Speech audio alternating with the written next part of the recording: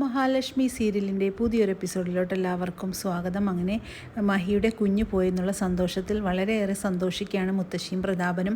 അങ്ങനെ ചിരിച്ച് ഇരിക്കുന്ന പ്രതാപനാണെങ്കിൽ പെട്ടെന്ന് തന്നെ നടുവാണെങ്കിൽ ഒളുക്കുന്നുണ്ട്. അങ്ങനെ മുത്തശ്ശിയാണെങ്കിൽ അലറി വിളിച്ചുകൊണ്ട് തന്നെ അങ്ങോട്ട് തോമസ് വൈദ്യൻ വരുന്നുണ്ട്. എന്നിട്ട് തോമസ് വൈദ്യനാണെങ്കിൽ നല്ല രീതിക്ക് തന്നെ പ്രതാപൻ തഴവി കൊടുക്കുമ്പോൾ താനെ ശരിയാകുന്നുമുണ്ട്. എന്നിട്ട് തോമസ് വൈദ്യൻ ചോദിക്കുന്നുണ്ട്, ആരാണ് ഇയാളെ തല്ലിച്ചതച്ചതെന്ന് തോമസ് വൈദ്യൻ ചോദിക്കുമ്പോൾ മുത്തശ്ശി പറയുന്നുണ്ട്, ആ മാർക്കോ തന്നെയാണ് സാറേ എന്ന് പറയുകയാണ്. അവനാണെങ്കിൽ കൈ ധരിക്കുമ്പോഴെല്ലാം ഇവൻ്റെ ദേഹത്താണ് അവൻ്റെ കല്ല് തീർക്കുന്നതെന്നല്ല മുത്തശ്ശി പറയുമ്പോൾ, അവനങ്ങനെ വെറുതെയൊന്നും ആരെയും ഒന്നും ചെയ്യില്ല എന്നാൽ തോമസ് വൈദ്യൻ പറയുമ്പോൾ മുത്തശ്ശി പറയുന്നുണ്ട്, ഞങ്ങൾ ആരെയും ഒന്നും ചെയ്തിട്ടില്ല, പക്ഷേ എന്താണെന്നറിയില്ല, അവൻ എപ്പോഴും ഞങ്ങളുടെ മേലിങ്ങനെ ക്രൂരത തന്നെ ചെയ്തുകൊണ്ടിരിക്കുകയാണെന്ന് പറയുന്നുണ്ട്. അതേസമയം അവനാണ് അങ്ങനെ ചെയ്തതെങ്കിൽ ഇനി പെട്ടെന്നൊന്നും ഇയാൾക്ക് എഴുന്നേറ്റ് നടക്കാനൊന്നും പറ്റില്ല എന്ന് പറയുകയാണ്.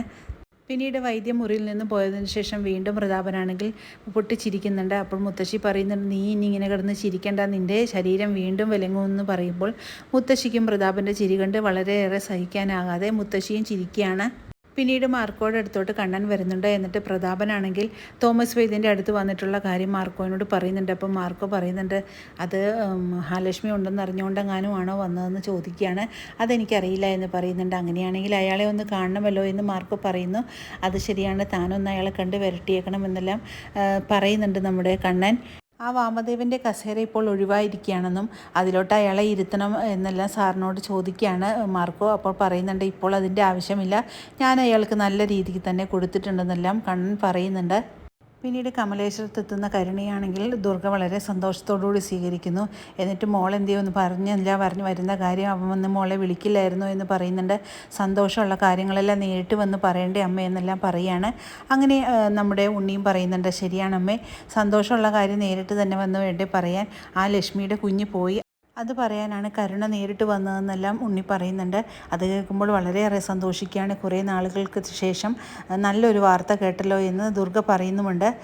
ആദ്യപടി ഇപ്പോൾ കഴിഞ്ഞു, ഇനി തീരേണ്ടത് അവളാണെന്നും എല്ലാം ഉണ്ണി പറയുന്നത് കേട്ട് കരുണ പറയുന്നുണ്ട്, എൻ്റെ അച്ഛനും മേഘേട്ടനുമെല്ലാമാണ് ഇതിനെല്ലാം വേണ്ടി നടന്നത്, ഇനി നടക്കേണ്ടത് ഉണ്ണിയേട്ടനാണ്, ഉണ്ണിയേട്ടൻ നല്ല ആരോഗ്യമുണ്ടല്ലോ, അതുകൊണ്ട് അവളെ ഇല്ലാതാക്കാൻ ശ്രമിക്കേണ്ടത് ഇനി ഉണ്ണിയേട്ടനാണെന്നെല്ലാം പറയുമ്പോൾ ദുർഗ പറയുന്നുണ്ട്, മോളെ ഇവനെല്ലാം അത് ചെയ്തിട്ടുണ്ടെങ്കിൽ നമ്മൾക്ക് വേണ്ടി ആരുമില്ലല്ലോ എന്ന് പറയുമ്പോൾ, അതെല്ലാം ഉണ്ണിയേട്ടനെല്ലാം ചെയ്യും ഉണ്ണിയേട്ടനെ കൊണ്ട് ഇനി അത് കഴിയുമെന്നെല്ലാം കരുണ പറയുന്നുണ്ട്.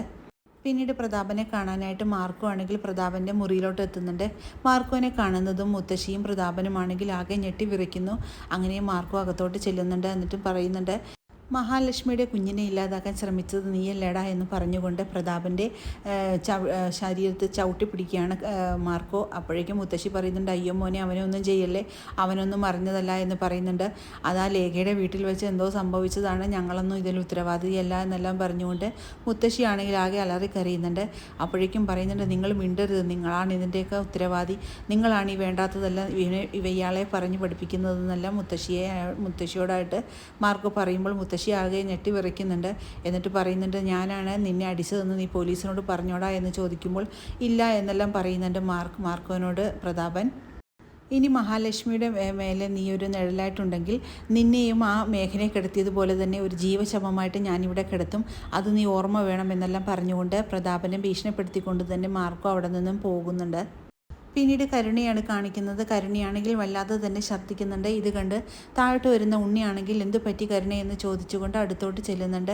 പക്ഷേ ഇത് കണ്ട് നമ്മുടെ ദുർഗയാണെങ്കിൽ വളരെയേറെ സന്തോഷിക്കുന്നു. ദുർഗ പറയുന്നുണ്ട്, ഒരുത്തിയുടെ കുഞ്ഞ് പോയപ്പോഴേക്കും നമുക്ക് ദൈവം തന്ന മുതലാണ് മോനെ ഇവളുടെ വയറ്റിൽ നിന്നെല്ലാം ദുർഗ പറയുമ്പോഴേക്കും ഉണ്ണിക്കും കരുണയ്ക്കുമാണെങ്കിൽ ഇത് വല്ലാത്തൊരു ഷോക്കാകുന്നുണ്ട്. ഉണ്ണിയാണെങ്കിൽ ഇങ്ങനെ വല്ലാതെ തന്നെ കരുണയെ നോക്കുന്നു. കരുണയ്ക്കും ആകെ ഒരു ഷോക്കാകുന്നുണ്ട് ഈ വാർത്ത കേൾക്കുമ്പോഴേക്കും.